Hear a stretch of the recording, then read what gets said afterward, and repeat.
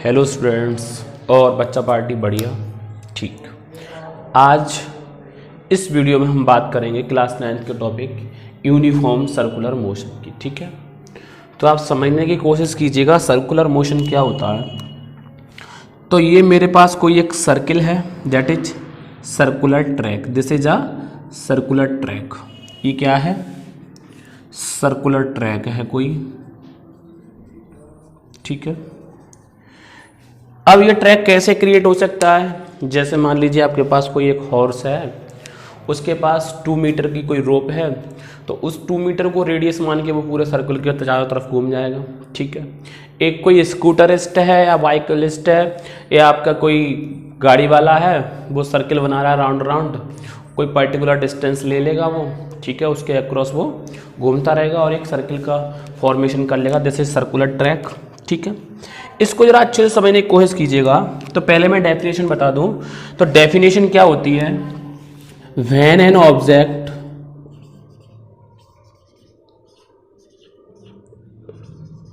Moves along a circular track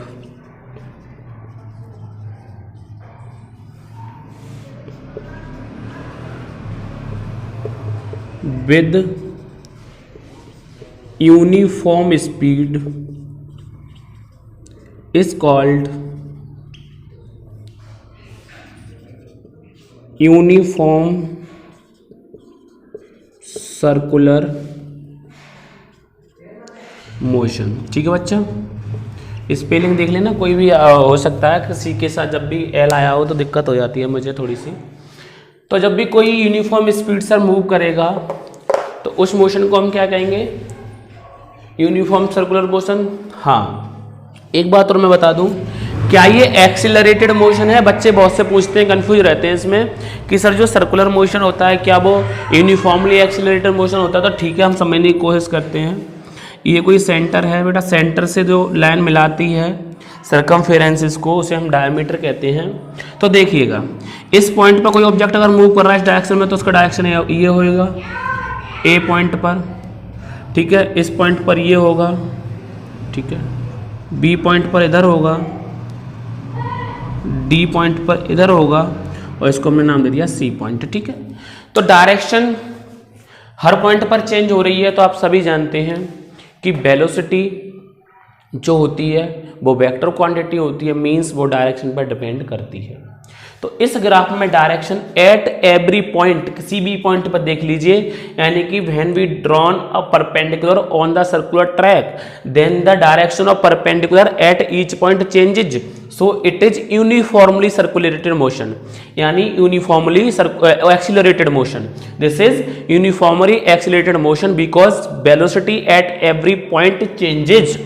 बात clear हो गई? बिकॉज डायरेक्शन चेंज हो रही है किसी भी ऑब्जेक्ट की बेटा, और जब डायरेक्शन चेंज होगी तो आपकी वेलोसिटी चेंज होगी, और वेलोसिटी चेंज होगी तो आपका एक्सीलरेशन चेंज होगा, और एक्सीलरेशन चेंज होगा तो उसे हम क्या बोलेंगे? Uniformly accelerated motion. मैं लिखे दे रहा हूं, the velocity at every point on the track, कैसा? Circular track changes, changes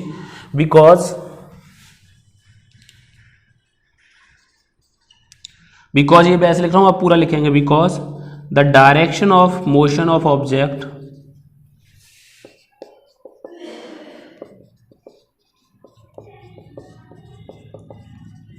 change at every point. ठीक है, hence such type of motion is called uniform accelerated motion. ठीक है, बात क्लियर हो गई होगी। अब इस मोशन में वेलोसिटी कैसी है आपकी? चेंज हो रही है, स्पीड कैसी है? कांस्टेंट। ठीक है, तो अगर डायरेक्शन ना लें तो velocity equals to speed of the object. ठीक है, स्क्रीनशॉट ले लीजिए। फिर कुछ फॉर्मूले की बात करते हैं अपन लोग, ओके, देखिए जरा समझने की कोशिश कीजिए।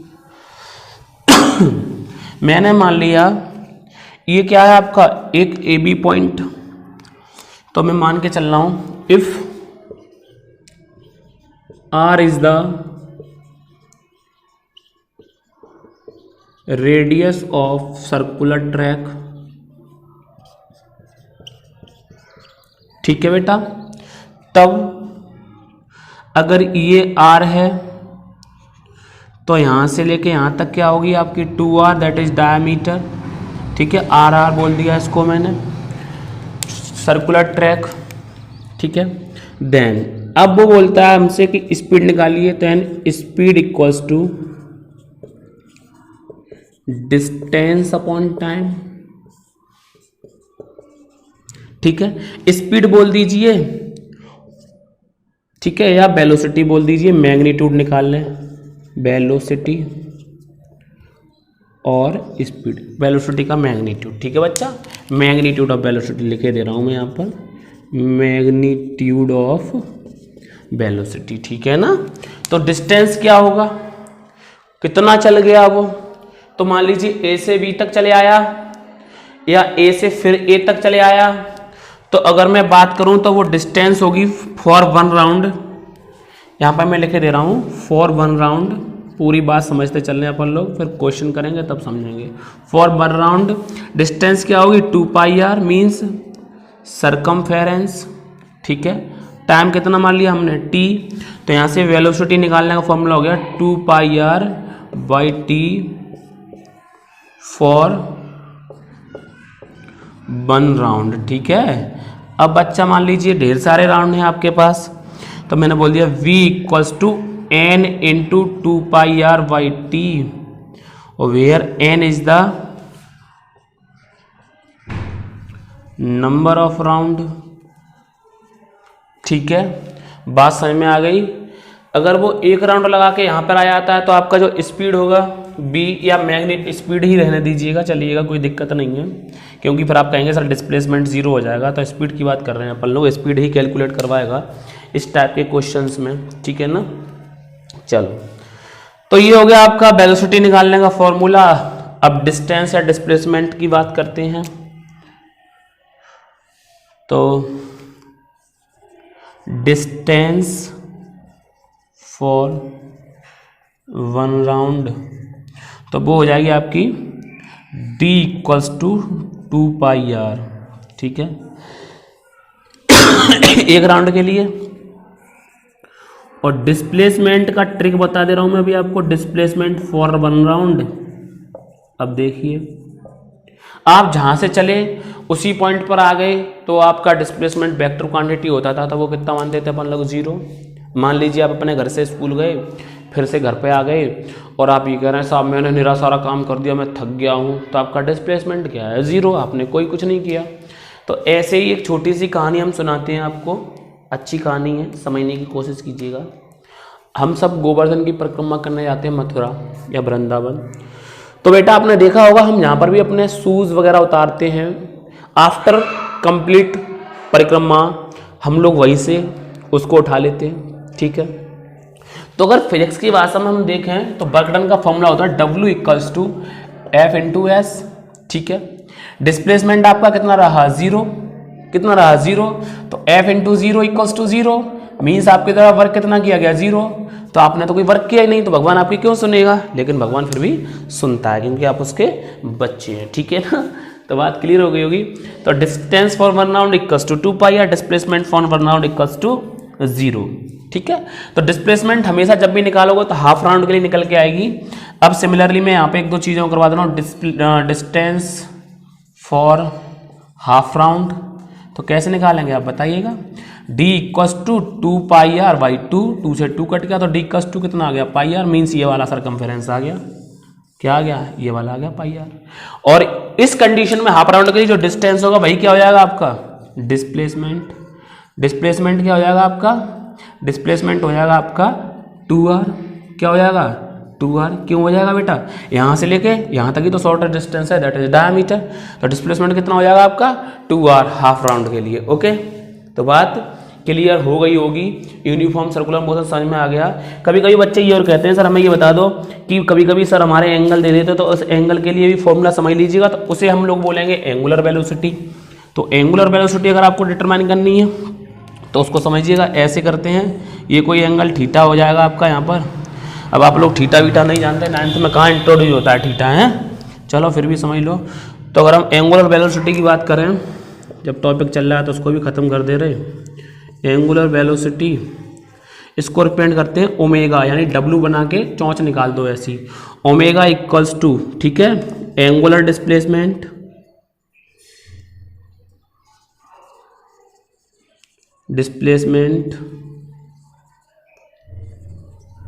डिवाइडेड बाई टाइम, ठीक है। तो ये हो गया आपका एंगुलर डिस्प्लेसमेंट थीटा और टाइम हो गया आपका टी। तो ओमेगा इक्वल्स टू कितना हो गया, थीटा बाई टी। अभी थीटा की वैल्यू बताएंगे हम कैसे कैलकुलेट करते हैं। फिर लीनियर वेलोसिटी की बात कर लें, ठीक है। लीनियर वेलोसिटी जो किसी एक पर्टिकुलर डायरेक्शन में होती है, टेंजेंट के अलॉन्ग होगी, इक्वल्स टू वो होती है रेडियन इनटू ओमेगा। तो रेडियन बोलो, रेडियन नहीं, ये radius, sorry, radius into omega, radius into omega. तो रेडियस हमारे पास कितनी है, आर ओमेगा, इसको हमने बोल दिया बी, तो बी इक्वल्स टू कितना हो गया हमारा, आर ओमेगा। तो आप वैल्यू कैलकुलेट कर लेंगे। अब थीटा और रेडियन में रिलेशन समझने की कोशिश कीजिएगा। तो एंगल इन थीटा होता है वो कैलकुलेट होता है हमारा डिग्री में जनरली। तो हम बोलने की कोशिश कर रहे हैं angle in degrees equals to, कैसे कैलकुलेट करेंगे हम, अगर रेडियन में लाना है तो रेडियन से डिग्री में लाना है तो angle in radian into 180 by pi radian, ठीक है। पाई जो होता है वो आपका 180 ही होता है, pi equals to 180 pi radian में होता है और 180 डिग्री में होता है, तो कंफ्यूजन वाली बात नहीं है। तो अगर दूसरा फॉर्मूला देखें, एंगल इन रेडियन लाना है आपको, तो और करके angle in radian equals to कितना हो जाएगा आपका बेटा, एंगल इन डिग्री, चलो शॉर्ट में हो गया, एन खा गए हम, डिग्री इनटू पाई बाई 180। अब यहाँ डिग्री से डिग्री, ये भी 180 है, यहाँ पर डिग्री और कट जाएगा, पाई में आ जाएगा। तो इस प्रकार से आप ये चीज़ सॉल्व कर सकते हैं, ठीक है। वीडियो को थोड़ी देर पॉज कर रहा हूँ, क्वेश्चन लिखते हैं, फिर उस क्वेश्चन को अपन लोग सॉल्व करेंगे, ओके। तो बेटा हमारे पास जो क्वेश्चन है वो क्वेश्चन ये है a circular track has a circumference of इतना with A B as one of its diameter, a scooterist moves from A to B along the circular path with a uniform speed of 10 meter per second. Then हमें determine करना है distance covered by the scooterist, displacement of the scooterist, और कितना time उसे A point तक, B point पर, A से B तक जाने में लगानी, time taken to scooterist in reaching the point from A to B. तो ज़्यादा टाइम ना लेते हुए मैं सीधे सीधे इसका ग्राफ बनाने की कोशिश कर रहा हूँ। तो ये मेरे पास कोई सर्कुलर ट्रैक है, ठीक है, और ये इसका डायमीटर है जिसको नाम क्या दिया गया क्वेश्चन में, ए बी। अब वो बोल रहा है कि ए से बी तक पहुंचने में हमें क्या कैलकुलेट करना है, डिस्टेंस। गिवन क्या है मुझे, गिवन है सरकमफेरेंस। तो ये सॉल्यूशन हो गया इसका, यहाँ पर गिवन है बेटा सरकमफेरेंस, गिवन क्या है सरकमफेरेंस, जो आप सब जानते हैं किसी भी सर्किल की कितनी होती है, 2 पाई आर, दैट इज 3140 मीटर, ठीक है, क्लियर हो गया होगा। अब हमें निकालना है पहला पॉइंट ए बी के across distance covered by the scooterist. तो स्कूटरिस्ट कितना चले आया, इस ए से इतना चले आया। अब देखिए आप समझने की कोशिश कीजिए। अब आप यहाँ पर सबसे पहले रेडियस निकालेंगे, बट यहाँ पर रेडियस निकालने की कोई नीड नहीं, मोस्टली क्वेश्चंस में रेडियस की कोई नीड नहीं होती। तो देखो कैसे करूंगा मैं, आप यहाँ से यहाँ तक पूरा राउंड चल के आते तो आप कितना चलते, 2 पाई आर। ए बी मीन्स आपका हाफ राउंड, तो यहाँ से यहाँ तक आएंगे तो डिवाइडेड बाई 2 मैंने अभी किया था, तो इक्वल्स टू कितना चले आया आप, पाई आर। तो आपका जो डिस्टेंस है ए पॉइंट, तो आपका जो डिस्टेंस है बेटा वो डिस्टेंस है इक्वल्स टू पाई आर, ठीक है। अब पाई आर की वैल्यू निकालनी है मुझे, तो मेरे पास वैल्यू किसकी है, 2 पाई आर की। तो मैं यहाँ पे डिस्टेंस बोल सकता हूँ 2 पाई आर बाई 2, ठीक है। 2πr कितना दिया है मुझे 3140 डिवाइडेड बाई 2 इक्वल्स टू, अरे तो भाग आ गया भाई, डिवीजन आ गया, 2 1 जा 2 1 1 2 5 जा 10 1 4 2 7 जा 14 0 मीटर, यानी कि 1570 मीटर, यानी 1570 मीटर डिस्टेंस होगा v। डिस्प्लेसमेंट, अब बेटा चूंकि उसने हाफ राउंड लगाया है, कंप्लीट राउंड होता तो डिस्प्लेसमेंट 0 हो जाता, तो डिस्प्लेसमेंट क्या है आपका, ये डिस्प्लेसमेंट दैट इज 2r। अब देखिएगा 2r निकालना है, तो अगर मैं इसी से सेट करने की कोशिश करूं तो आप क्या कर सकते हैं, 2πr बाई पाई, बताइए, दैट इज मैं लिख दे रहा हूं इक्वल्स टू 2r। ओके, अब अगर आप रेडियस निकालें तो आप कैसे निकालते हैं, यहां से 2πr equals to 3140 r equals to 3140 divided by 2 into 3.14, यही तो करते, फिर आप इंटू 2 करते, 2 से 2 कट जाता 3.14 से, तो मैं शॉर्ट में कर दे रहा हूँ, तो मैं इसको कर रहा हूँ 3140 divided by only pi, because pi से डिवाइड करूँगा मैं 3.14, ठीक है।